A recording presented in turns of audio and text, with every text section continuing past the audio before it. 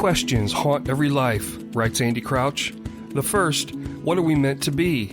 The second, why are we so far from what we're meant to be? Hello and welcome to Restoring the Soul, a podcast dedicated to helping you close the gap from what you're meant to be and what keeps you from being all that. I'm your producer, Brian Beatty. Thank you for listening. On this edition of Restoring the Soul, we're concluding a 5-part series on the way shame fuels addiction. Longtime friend to Restoring the Soul, Peter Zaremba, joins Michael for this all-important conversation that shows that the foundation of shame is connected to the false self and the belief that you need to be something you are not. Now, if this particular series of podcasts have been a blessing to you, could you take a moment to let us know? You can connect with us through the Restoring the Soul website, or you can comment where you download the podcast. We always love to hear about your personal growth as a result of listening and digesting the content found here on the podcast. We find great joy in bringing it to you and are always thrilled to hear there are people out there who are different as a result of taking it all in. So without any further delay, here's your host, Michael John Cusick. Hello, everyone, and welcome back to another episode. We are finishing up the series, 5 Ways That Shame Fuels Addiction. Special treat today. My dear friend Peter Zaremba is in the studio again as we overlook the foothills of Denver, Colorado, and off in the distance, but not too far in the distance, we see Eeny Meeny Sushi and Old Chicago Pizza. Peter, welcome to this episode. It's great to be back. It's great to see you. So you may have heard Peter before if you've listened to the podcasts with Peter and myself on Centering Prayer, and then one, I think, with Peter and Brad Jersick on Centering Prayer as well. We're talking about shame, and here's 2 guys who have known each other for a long time, and we know a lot about shame. We do. Not the academic version of shame, but Peter, when you hear the word shame, what do you think? Anytime I've heard shame spoken of in terms of healing or in any kind of psychological context, it's been the destructive emotion that I can greatest have the greatest connection with. I know intensely what shame feels like. I'll share my greatest experience with shame. 8 years ago, I was invited on a men's weekend. Can I stop you for a minute? Yes. All right. So, Peter, you said that you know exactly what shame feels like. And a couple of episodes back, we talked about how shame is embodied, and that's part of why it fuels addiction. So what does it feel like to you? What's that experience? It's a tightening. It's perspiration. When I experience shame, almost like Tourette's, I will say something out loud. I will say a phrase, a unplanned, involuntary phrase out loud. If it's intense enough, I have this vocal reaction. Like self-deprecation? No. Just like something random. Like Wiener Schnitzel? No, I've not yet, at least. But something like, not there. That's ridiculous, but something like that, something that you would never hear it and understand, oh, you're having a bout of shame, and it's about a time when you led worship and you were over the top and you saw a couple look at one another and roll their eyes. But that's what I was imagining in my head. So it's so physical that something comes out of you. There are words that's just tightening. Yeah. So I'm an Enneagram 2 with a 3-wing. You're an Enneagram 3 with a 2-wing. And shame is what drives 3s. So you had talked about sharing an incident for you a couple of years ago when you really felt this. Yeah. So I'd carried with me, I was invited actually by you on a weekend where you had a chance to do some healing work in the area of shame, and it involved sharing my greatest shame, which was a very short story, sexual story that it wouldn't be appropriate to share here, but it happened when I was 21 years old, and it happened over the course of about 60 seconds, but it was, me, I saw myself at my shameful worst. I heard one time one of my professors when I was getting a degree in psychology, talked about the idea of shame being you take a Polaroid picture of yourself at your absolute worst, and then you take a Sharpie and you write a caption underneath it that is you at your worst, and you carry this around with you. And I think you've used the term in the past, ace in the hole, where your ace in the hole is that thing that can tap you on the shoulder and annihilate you, disqualifies you for a relationship with another human being, disqualifies you from a relationship with God or God's desire to love you, or, just, it's completely irrational. It was an ace in the hole. And I got to share that story with like 5 strangers. None of them ran away. None of them got the state police on speed dial. And I'm not trying to be a smart aleck here, but like these were 5 men in a group. Yeah. They weren't just people you randomly walk up to. No. These were 5 men who were on the weekend with me, who I'd never known before the weekend. And we all took you make agreements that were going to be confidential, but that we're going to be completely honest. And I knew I was safe, and I'd never shared it. And all I can say was, having had the experience of getting it out, bringing light into that dark place, was absolutely the most life-changing. Shortly after that, I'd say an hour after that, I had an experience that I'm still trying to understand what happened. My life has never been the same. Something was broken that day in a good way. Something was released and a healing started, where I can just say, like, the last 8 years of my life have been the most wonderful journey, but I couldn't have decided to get on that path apart from that healing and that shame place for me. We talked about in earlier episodes of these 5 ways shame fuels addiction that shame creates distance, and that distance takes us out of relationship. And we defined addiction as an unhealthy, mood-altering relationship with a substance, person, or behavior. So here you are with 5 strangers prior to that weekend, and you're sharing this stuff, and it sounds like where there was absolute distance of not knowing each other, that there was intense connection, intimacy, and proximity with what was so shameful. Is that the healing agent?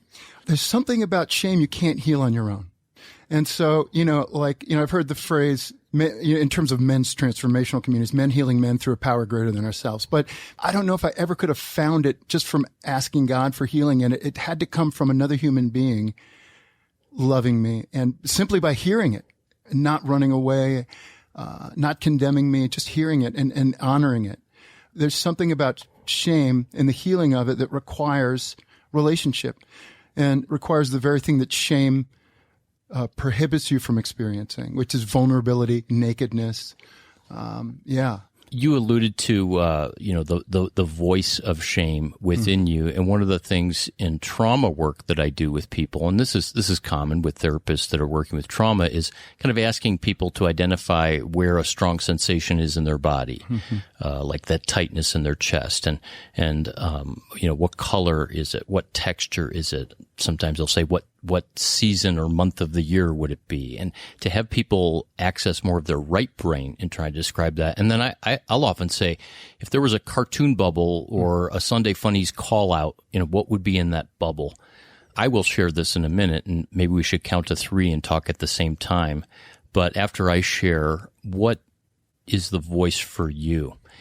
And I think for me it's changed, and this might be thematic of being a 2 on the Enneagram.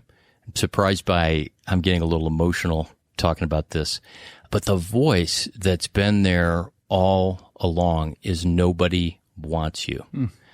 And therefore, as a 2, I have to help, I have to give. You're here in Colorado for a day or 2, we're hanging out, you're doing some stuff with family, and the theme for me, and this is, of course, off the rails now. We hadn't planned on talking about this, but this is what makes it so good. The theme for me is I'm tired. I'm not at my best. I'm in kind of a tired season. The schedule we had planned is off. And there's something in me ever so subtly being like, if I'm not a good host, and if we're not going fishing like we had planned, and if I'm having technical problems with the computer, surely you must be irritated and think I'm a schmuck. But internally, there's a voice much stronger than the word schmuck. I know that's not true, but it just comes up like a reflex. So that voice of nobody wants me. And here's what makes it so hideous is that, and I know you know this in your head, but because we don't get to see each other often, I'm just enjoying running around today and picking up your daughter and having lunch, and it's just I couldn't be happier just doing what we're doing and throwing our plans out the window. And I get that. For me, as an Enneagram 3, my program for happiness is my false program for happiness that never works and always backfires is you will love me. Like, you will love me. Which, if you have a sales career, it's probably, that's good fuel. It's not, but so anytime, and it's my most shameful events are when I can see and when I can read in people's facial expressions and their body language that that I'm unlovable or that they've rejected me or that they find me repelling, and that has the power to absolutely and you just throw me into shame. Does that for you play out typically when there's something that you've done or when there's something you don't? Here's a great example, right?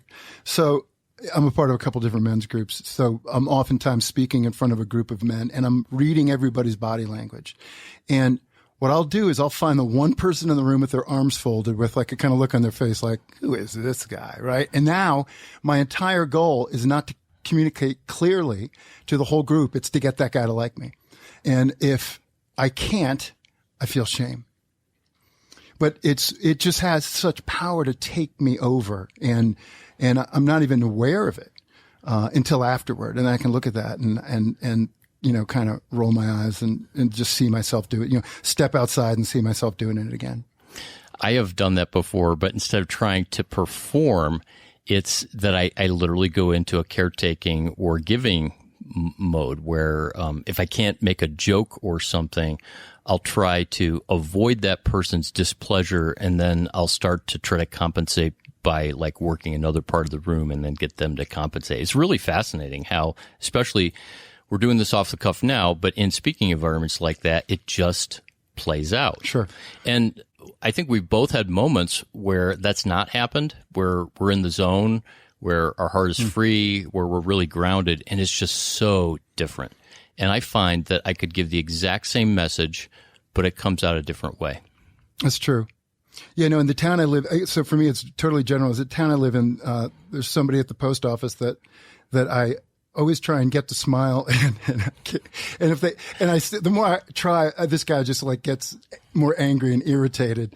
So you may be a 2 with a 3 wing. I don't know. It could be. I think I've been in that post office, and I would try to get that guy smiling too. So here's the funny thing. Here's the crazy thing about that story I told before. One of the byproducts of shame is that it robs us of intimacy and robs us of relationship. Is that as healing has taken place in that ace in the hole shame story, I've used it over the past 8 years for guys, like on the Restoring the Soul weekend, where sometimes there's a guy in our soul group and he's just filled with self-loathing and self-hatred, and we're working through it. And I'll walk up to him afterward and I'll share that story to somehow say, look, I just want you to know, this is where I was in my life. This is the kind of thing I carried around. This was the thing that nobody could ever discover about me. So the irony is the very thing that closed me off, an annihilated relationship, now becomes this tool to bring about connection, reassurance, hope in relationship. Truly a gift. Yeah. It may not feel that way in the moment. It didn't feel that way as you were uttering those words at the weekend for the first time, but the curse becomes a gift. The wound becomes the opportunity to flow into others. So this topic, we did a long introduction, is that one of the ways that shame fuels addiction is that it gives marching orders to the false self. And so there's a connection between shame telling us that we're not good enough, that we don't measure up, that we're inadequate, that nobody could love us as we are, that we can't get our needs met by depending on others, which was the theme of the last episode. And therefore, I have to be somebody other than who I am. I have to become bigger and more than I am, or I have to be less by dialing down, by denying parts of my personality. So how that fuels addiction is that our deepest longing is to be known and to be loved for who we really are. If anybody wonders where in Scripture did you get that, Psalm 139. Read it in every translation you can. That's the gospel before the birth of Jesus, that God knows us completely and thoroughly, that he sees every shortcoming, flaw, foible. Yeah, look at the opening chapters of John when Nathanael meets Jesus, and Jesus says, "Here's a true Israelite in whom there's." And Jesus doesn't throw out a lot of compliments, but somehow Nathanael knew he was known at that moment. That he'd been before you came here, I saw you under the fig tree. Or forgive me, whatever. I don't remember the exact. But this, immediately they have this intense intimacy moment, but it's all about because he knew that he'd been seen in the core of who he was. Right. And we could sentimentalize that and so many other stories that, Jesus, he was fully God and fully man, so that was his God side, and he's omniscient and he knew everything. And I choose to believe through all of those stories in the Gospels that Jesus wasn't calling on his superpowers. He was calling on his fulfilled humanity, where he was perceptive, he was attentive, he was dialed in, he could read the room. He saw Nathanael and he knew him because, yes, he created him, but he knew him because he could be present to what was inside of him and what his true self and true soul was. So you've done a lot of work around the false self, both in terms of study and courses you've taken and a lot of your own personal work. You use some different language for the false self, and there's a couple key things that we talked about even before this. What is the false self? Let's bat that around, and then let's talk about what the false self isn't. Yeah. I think that's important. Yeah. So, and I'll start with the second half of the false self is not your bad self. In other words, your false self is not your deceptive self, right? There is a part of me that I'm tempted to deny, hide, and repress. And that's my shadow side. That's, my false self is not my shadow side. My false self is simply, here's a better word for some people, it's my constructed self. It's the self that I build, that I engineer, either consciously or unconsciously. In other words, when I meet you, I want you to have a certain opinion of me. It's that person that I want you to have an opinion of that's my constructed self. I'm confident, I'm knowledgeable, I'm whatever, for whatever it is, and it's different for everybody. You're an achiever, I'm a helper. Yeah, whatever, right? So like for instance, like in my profession, we're in sales and technical sales. When I first sit down with a potential customer, I will try and communicate, look, that we're competent, that we have experience, that we will help you, that we're professional, right? I might walk in there feeling incredibly inadequate with, in other words, so as long as I'm aware, in other words, the false self isn't something we get rid of. It's with us our whole life, but it's about awareness, right? So I'm not deceiving this guy because everything I just said has some truth to it and some weight to it.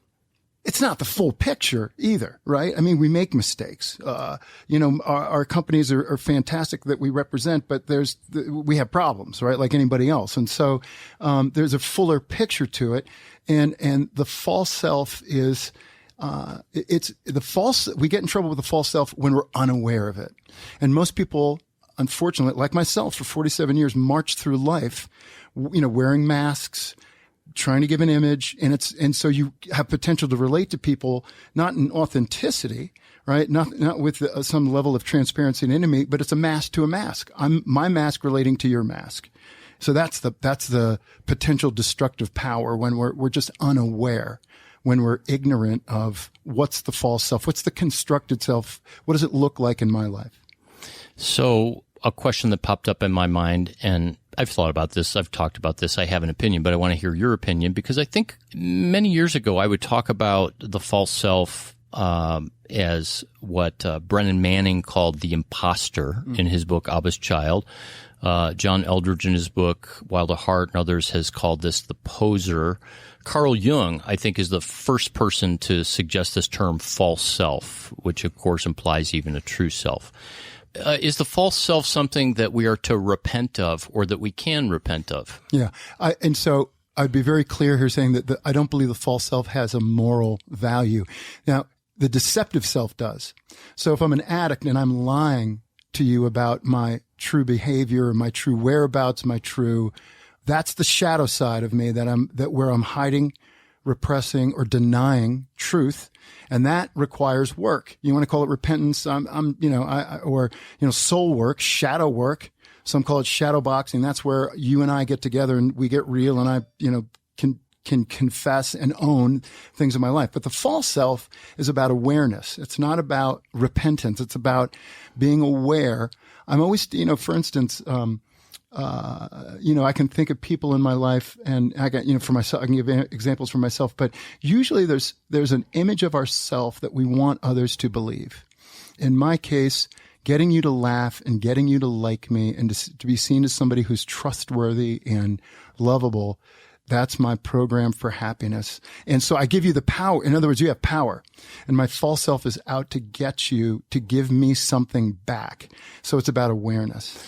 So the false self gives us power, and it's out to achieve something. Here's my working definition of the false self right now, and that is a relational coping strategy that sabotages the very thing that I want and that I was created for, which is to be known and loved. Yeah, I love that. And it is, it's the illusion. I think it was Merton. I'm going to botch this, but Merton talks about the false self quite a bit. And he says, he's speaking as a mystic, but he says, God doesn't know the false self, and that's far too much anonymity for anyone. And so the false self isn't something that we lose as we get mature. It just morphs over time. And, to the day we die, we will have a false self. And I think we get friends with it, and we use it with responsibility, and we use it with great self-awareness and great self-awareness of how shame can empower the false self and how it can bury the true motive of the false self. Yeah, for me, this idea of befriending it has become a big idea, and that doesn't mean resignation, like I go, oh, well, that's just a part of me, but to say, oh, yeah, it's you again, and to make friends with it in the sense that I can accept it, to not be judgmental about it, or at least most of the time, that's my goal, to be able to see it as that it's not the true me, because this brings up the other part. What is the true self? Yeah. And before I get there, I would say the key word for growth in the false self is exposure. So when you get exposed, when my false self clearly gets exposed, like recently, I've been very grateful for it because I could just live in deception. And so learning how to allow and embrace, and then like what we're doing right now, owning it, talking about it, dialoguing about it. So its destructive power is lessened the more you're aware of it and the more you can self-expose. Yeah. Which is biblically the idea of humility, right? Humility is not beating yourself up or I'm less than, which sounds like it's actually shame, but it's actually saying, I can trust you with me. God, I can trust you with me. Back to Merton, that humility is being precisely the person you are at any given time. Love that.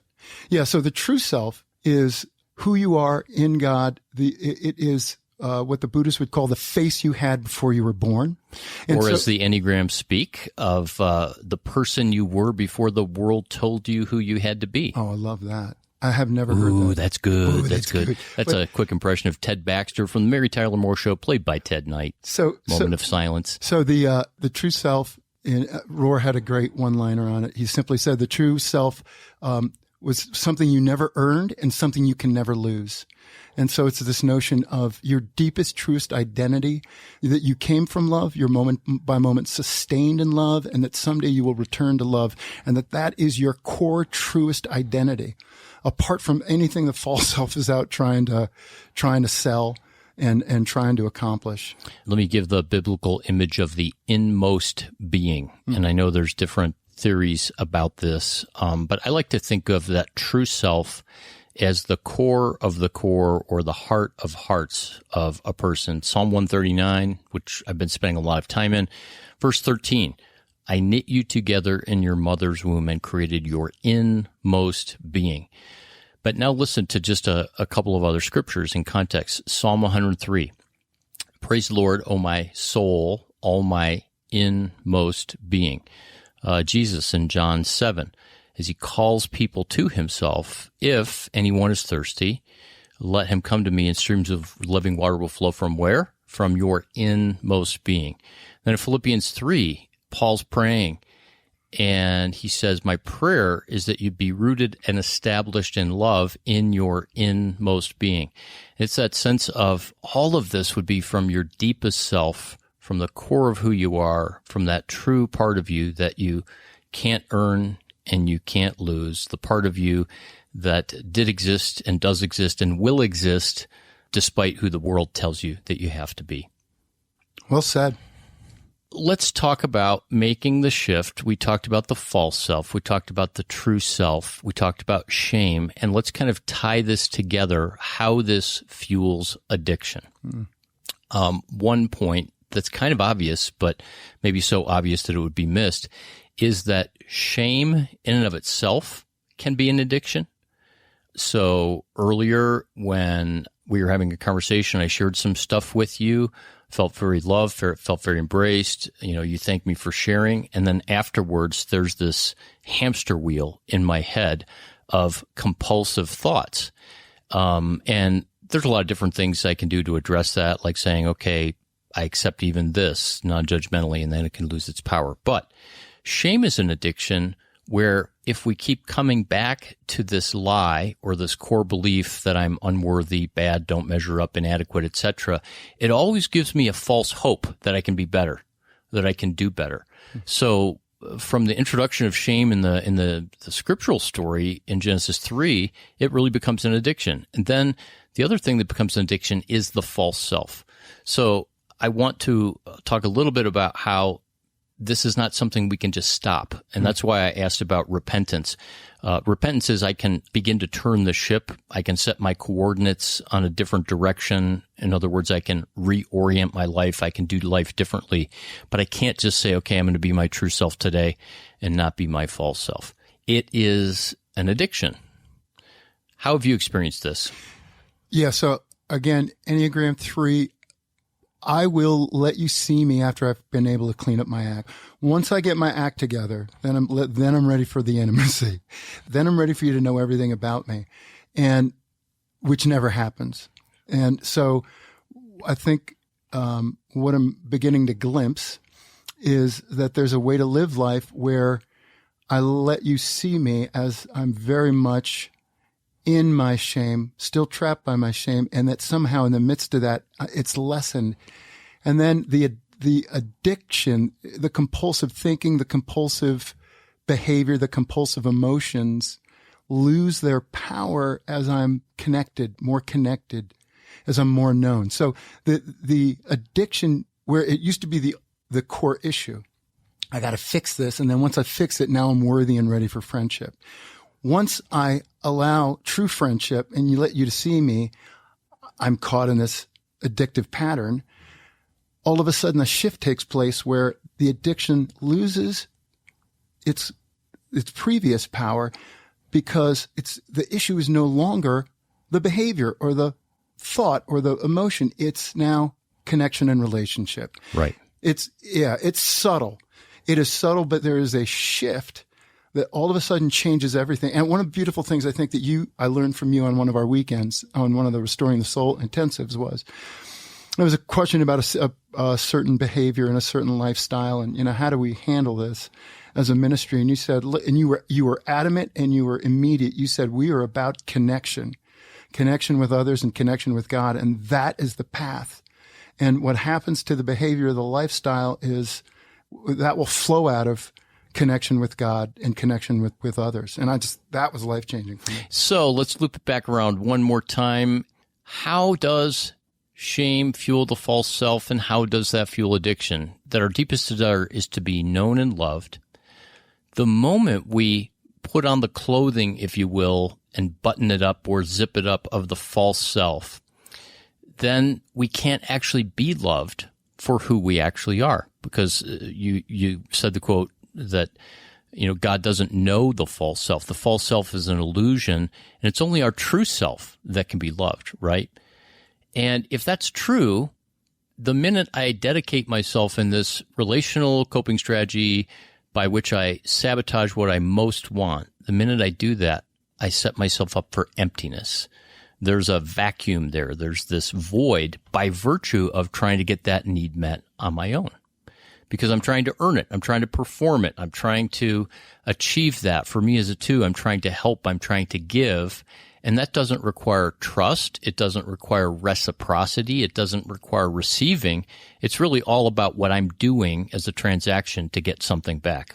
And so with that pressure of the transaction of I've got to pull this off, and with the emptiness of if I do pull it off, I'm not really being loved for who I really am and known for who I am. I'm loved for this guy that's not really me. It sets me up for addiction. There's emptiness and there's pressure. And that becomes the fuel for I've got to find a person. I've got to find a behavior. Like as an Enneagram 2, what if my addiction was helping and giving? And what if all the vice or unhealthy sides of our Enneagram numbers were, in fact, relational addictions? So that is how shame fuels addiction, by these marching orders for our false self. Go ahead and comment. It looks like you've got a thought. Beautifully said. And, Cynthia Berjalt's written in her book, Centering Prayer and Inner Awakening, she dedicates a chapter to something called the welcoming prayer. And she shows this cycle driven by, our program for happiness. And then we have this constructed or false self that goes out trying to run the program for happiness. And that when it fails, right after its failure, before we then just double down and try even harder to live out of that false self and that false program for happiness, there's a moment right after it fails when we have a chance for change. We have a chance where it's exposed. And it's in that moment where if we're able to use that exposure with another to process and to be transparent, where we actually get freed from that vicious cycle that never works, right? It's pre-wired to fail. And where the failure of that false program and the shame of it, rather than that shame driving us to break relationship, if we actually reach out and engage in relationship where there's transparency, vulnerability, and just bring words to it, something gets put back together in us and we're somehow freed. It's never an all or nothing thing. It's never a once for all thing, but that's the moment right after it fails. Well, and you said it was in the chapter on the welcoming prayer. Yeah. And that's this idea that we may not pick up the phone and call and tell someone about what we're feeling about shame, or turn to our friend, spouse, coworker, minister, etc. But the welcoming prayer is stopping in our tracks, acknowledging that unpleasant, distressing feeling, emotion, experience. And then by stopping, I kind of have this picture in my mind of kind of looking up to heaven and saying, okay, I'm going to sit with you, God, and this sensation, experience, feeling. And we did this for 10 minutes before we turned on the microphones, of just 10 minutes of silence. And because I had a lot of stress happening kind of in my chest, I kind of did a welcoming prayer of just saying, okay, here it is. I'm going to be with this. I'm going to sit with it. It doesn't need to go away. I don't need to have some warm, fuzzy sensation. And it was in that place where I met God and God met me with what is instead of what should be or what could be. Yeah. The lie is shame will annihilate me. And so, the truth is I can hold and welcome my shame. It will not align, and I can see through it, and I can begin to use that shame to build intimacy and relationship. That's the lie is it will annihilate me if I ever allow myself to feel it. So that's back to that physiological. There's virtually nothing outside of shame, including a panic attack. And I've had those, and I've had flashbacks, and I've had suicidal depression and mood swings with all my varying mental illness issues over the years. To know, oh, this is an embodied experience. And when that flood starts to happen physiologically on an embodied level, not that it's going to feel good, but to go, oh, I know what this is. This is not something that can annihilate me. This is this physical embodied experience. And then the other thing that's so disarming and overwhelming is the lie that's attached to it, right? So for you, it will annihilate me because I'm not loved. Or for me, I am not wanted. Or for a 1, I am not good enough. We won't go through all of the Enneagram numbers, but it's that lie in the embodiment. You know, and the lie is always, somehow you are unworthy. Somehow I am not enough. you're not unworthy. I'm not unworthy. Back to Psalm 139. God looks at our deepest, truest self, that inmost being, and he lays his hand upon us, which is a nice religious term. But if you think of, I think I mentioned this last time, the Andy Griffith Show, where, Andy and Opie are walking along at the beginning, and it's ba-doop, boop, boop, ba-doo-doo-doo. I won't try to whistle it, but Dad's got his fishing pole, and Opie's kind of innocent, and they're walking down this country road. That's a picture of God laying his hand upon us. It's not just this kind of religious blessing. It's he's wrapping his arm around us. He's saying, hey, come here, when he sees the deepest part of us. And so the lie is, I'm unworthy, I'm inadequate. Now, if I walk out in the parking lot and there's an F-18 that has landed or a Black Hawk helicopter, I am inadequate to fly that. I don't have the training. If somebody needs me to do brain surgery, I am inadequate. But for who I am in any given moment and what I am called to do with my inner self, I am worthy, I am adequate, I am enough. And sometimes we have to press into the shame that's there because of our trauma, our abandonment, etc., even to be able to start to feel like that's true, that we are enough, and to access that true self. I like that. I think a practical thing is, for me, is to see when I've had a shame attack, to be able to step out of it, or at some point, step out of it, observe myself, and then ask, what's the idol that shame exposed for me? What is the thing that's so important that shame has the power to, that shaming event had the details of it had the power to annihilate and to rob me of? And what is it? What is it that's so important? I shared earlier that story of I was years and years ago, I was on staff at a church and I used to lead worship, and I had this moment where I saw some people's reaction to something, and because I was kind of performing, and I can't tell you, like, the intensity, like, it's like 35 years later, and not 35, I'm 56, but it's like 30 years later, and I still, that event, if I think about it, like I said, perspiration, I get tight, I say something out loud. So to begin to unpack that and to say that, where they saw me as something that was, ridiculous or foolish or false or, unattractive, whatever it was. But that's when I can get to that place where I'm stepped outside of it, and I can begin to process, what is it that on the deepest level, I want something and I'm not getting it. Wow. So many different thoughts from this conversation, including what you just shared about the going back so far. I mean, I have moments and memories that are traumatic from early childhood shame, which no longer have that kind of power over me. But I can think back to, an incident about a year ago where I was speaking somewhere, and it wasn't actually a mistake that I made. It was actually me, what I call soaring. It was me in the zone. It was me free. And sometimes now I'll feel shame over really living and operating from my heart, like, oh no, I was too vulnerable. I was too free. I was too, if you will, naked and unashamed. And then this panic can wash over me. But I do have moments and memories of things that are still very much embodied. So how do we overcome all this? Well, here's the 30-second summary of how you deal with shame, which fuels addiction. You live loved. A year ago, a little less than, my son asked me to get a tattoo. He has multiple tattoos.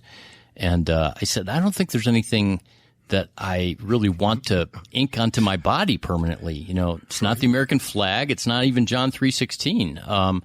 And I just said, kind of in a prayer, kind of not, God, if there's something that I would want, help me to identify that, because I feel like there's something there. And within about a week, I got it. And so my son was home from Washington, and I said, let's go get the tattoo. And so it's probably 2.5 inches, a small line of text on my left hand and a small line of text on my right hand. And I'm right-handed, so I'll start with what's on just above my wrist on my left hand. Since I'm right-handed, my left hand represents my vulnerability, the things I might be ashamed of, my weaknesses, my limitations. And so it says simply, be loved. Be loved. My fuel, my secret sauce, if 2 Corinthians 12 is true, where Paul's talking about his weaknesses, and he says, in my weakness, I am strong. Most of us think it says, in my weakness, God is strong, but Paul's actually saying, in my weakness, I'm strong.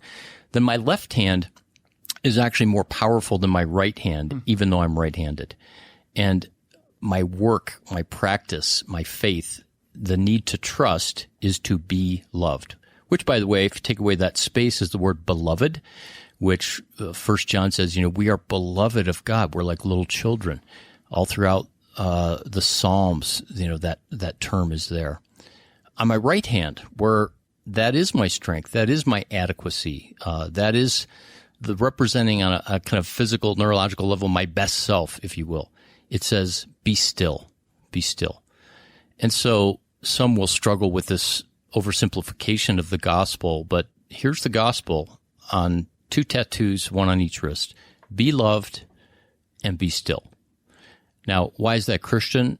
Because Jesus is God. He's the visible image of the invisible God. He's the exact representation of God's glory.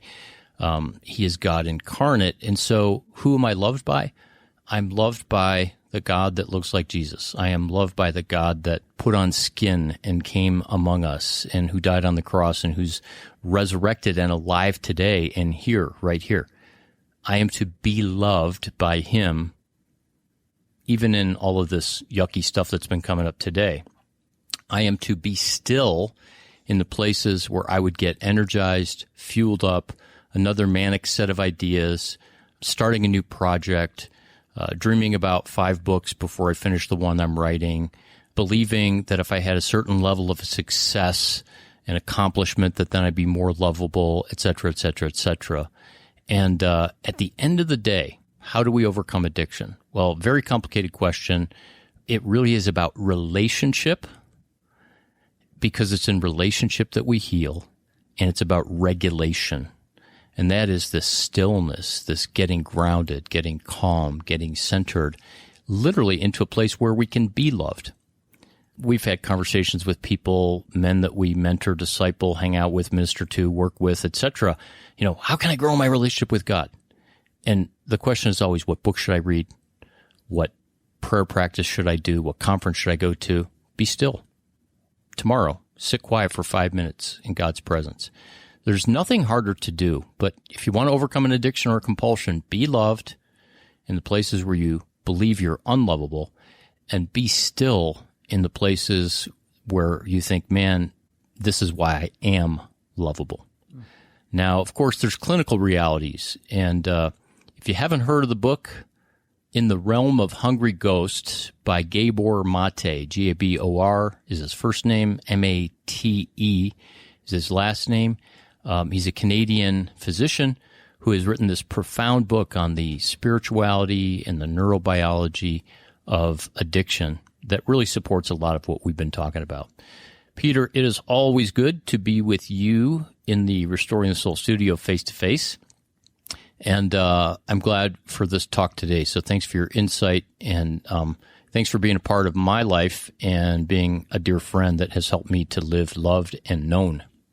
Well, thank you, and thanks for our friendship, Michael. And thank you for being someone in my life who's taught me what intimacy and vulnerability, and who's invited me on a path to heal some of the shame wounds. I'm really grateful for you. Thank you. So we've wrapped up another episode of Restoring the Soul. We want you to know that Restoring the Soul is so much more than a podcast. In fact, the heart of what we have done for nearly 20 years is intensive counseling. When you can't wait months or years to get out of the rut you're in, our intensive counseling programs in Colorado allow you to experience deep change in half-day blocks over 2 weeks. To learn more, visit restoringthesoul.com. That's restoringthesoul.com.